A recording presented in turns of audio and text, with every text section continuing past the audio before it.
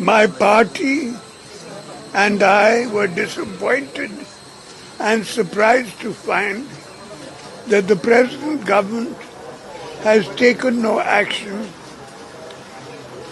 on the governor's son who had meted out violence to a government officer. We were deeply shocked by this.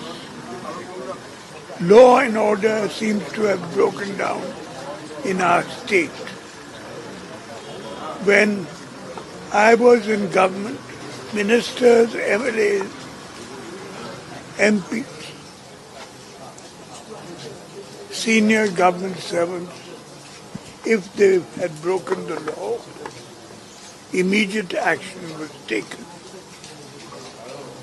The state government must act according to the law.